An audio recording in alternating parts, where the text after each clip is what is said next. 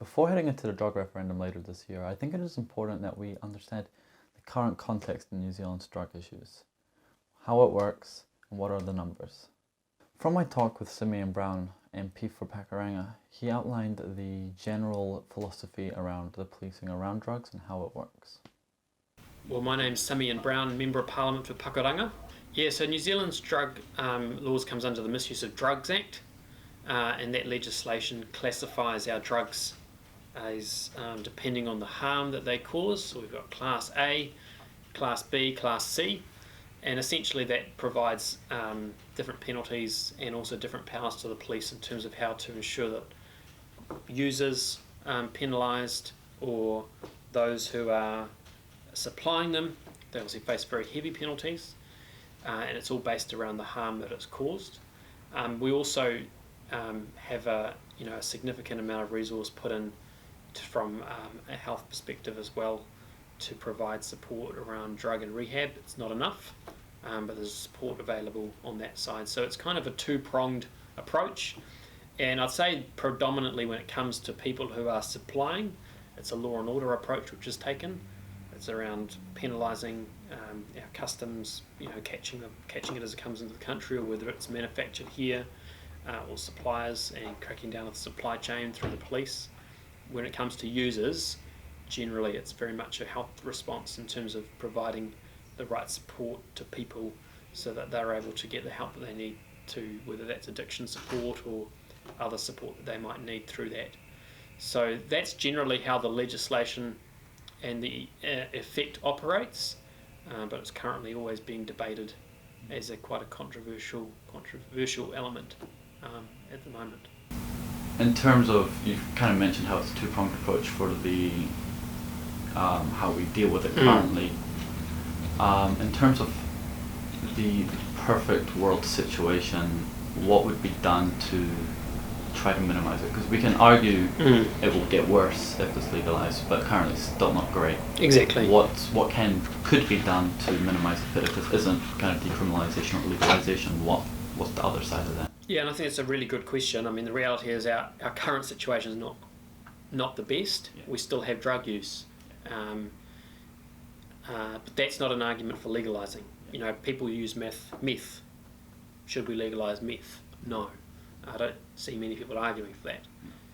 But the reality is, I think the targeted support, addiction support, with a clear message it's not okay, and it's illegal, with more support in terms of education around drug use, the impact of it, more support around people who are addicted getting off it. At the moment we've kind of got a mixed message out there, We've got an argument about whether it's legal, therefore it's an argument about whether it's okay. So that will encourage more use. We've actually got to have a really clear message that it's not okay. And that means the law has to be clear, the political debate needs to be clear, but that needs to be backed up with the appropriate amount of resource to actually discourage usage in the community. The reality is we're not locking lots of people up for using marijuana. The police might issue warnings. I think there's 6 people in jail or something at the moment for marijuana possession or usage, but that's because they've got a whole lot of other crimes as well. The reality is the justice system's not been used to target these people, but what we do need is more resource so that we can support people with addictions to get through it and get beyond it. So now we understand kind of the gist of how the police operate in terms of focusing on addicts and then suppliers and the kind of legislation around that. Let's now look at the numbers coming out of the Justice and the New Zealand website and see kind of the outcomes of how this all works. In 2019, there was just over 15,000 charges for drug offences. This is a decrease of 2% on 2018 and 39% from 2010. In 2019, 51% of all drug charges were related to methamphetamines, just over 7,000. Whereas cannabis charges were at the 5,700 mark, about 38% of all charges. However, prior to 2013, cannabis actually made up 66% of drug-related crimes. This may be due to, as Simeon mentioned, the restraint police can now use when talking to addicts versus dealers. Interestingly enough though, only 1% of charged offenders with cannabis saw the inside of a jail cell due to the fact that they were just in possession of cannabis, whereas 57% found themselves doing community service or in home detention. 16% falls under a wider spectrum of being charged with other crimes, along with the cannabis charge that saw them head to jail. Just like with cannabis, just over 50% of offenders charged with methamphetamine possession saw themselves doing community service and home detention. However, a significantly larger percent saw themselves in jail, that being 30%. So now if we look at data coming from the New Zealand Police's website, we can see that there is a concerning growth in crime year on year in terms of drug-related offences. Again, even more concerning is the rapid rate of which drugs are being imported into the country, whereas possession is an ebb and flow. There's not too much increase or decrease year on year. Now let's get into the interesting part. The New Zealand Police put out a graph showing the number of proceedings year on year in terms of cannabis and methamphetamines. Cannabis floating around 800 proceedings year on year, but methamphetamines having a concerning growth.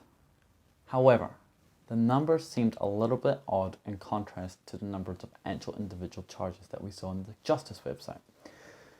With just over 7,000 charges of methamphetamines in 2019, how come there was only 400 proceedings?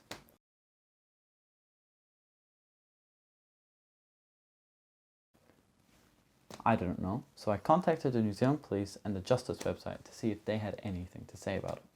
The New Zealand Police got back to me and they said, in essence, offender proceedings count the number of people who are charged or otherwise dealt with by police on one or more offences on a given day.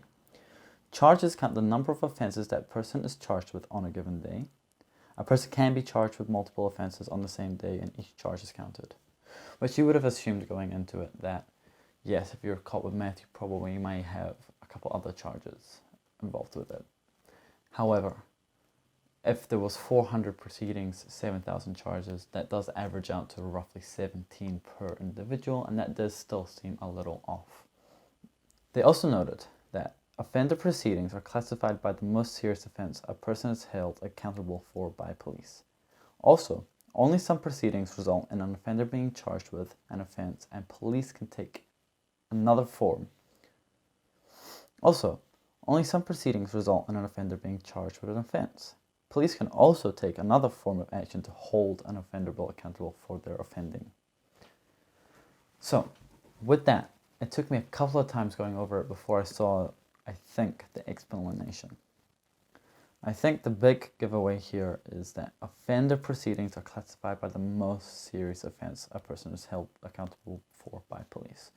If I'm interpreting that right, which I might not be because I'm not a lawyer or a statistician, I believe from their response that proceedings are classified by the most serious offence that a person is charged with. Therefore, if you have been charged with a meth offence, but also something deemed more serious, then your proceedings are going to be classified under that more serious offence, which would mean that there's only roughly 400 proceedings where meth was the most serious offence, therefore classified under that, which may explain the big discrepancy between 7,000 charges and 400 proceedings under the title meth. But it does seem a bit odd that the New Zealand Police would create a graph seemingly showing, yes, a rise in proceedings related to meth, but not that special context that said, well, hold on, there's 7,000 charges out there, you know, making it look like there's still a far greater cannabis problem out there, whereas the cannabis rates have come down significantly due to the discretion police can use, and a raise in meth significantly higher with 7,000 over 5,000.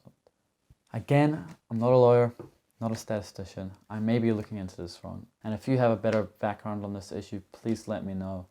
I'm happy to amend this. If the New Zealand Justice get back to me, I'm happy to update this video and just show the true story. Because at the end of the day, the purpose for this platform is to understand the nuances to the drug debate.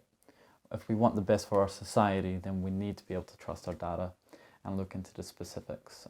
This is only from 2 data sources. I'm sure there's a wider range of issues that New Zealand's facing in terms of drug addiction, which I can look into with further content. But for now, I believe I've covered a general understanding of kind of the alarming rate of methamphetamines and the general practice that the police can use to deal with certain charges and situations where the cannabis on individuals, they have a little bit more discretion, and they're really trying to nail down on offenders and suppliers. Ideally, I could interview New Zealand Customs and the New Zealand Police to get a better understanding again on the specifics of how they deal with individuals and the rate of importing and how they deal with that. But those things will be in the works, and hopefully we can get some interviews sorted in the coming months. Again, the purpose of all this information is to inform you about going into the referendum, and I'm just about to make another video in terms of what we're voting for and what that looks like. So just check that out after this.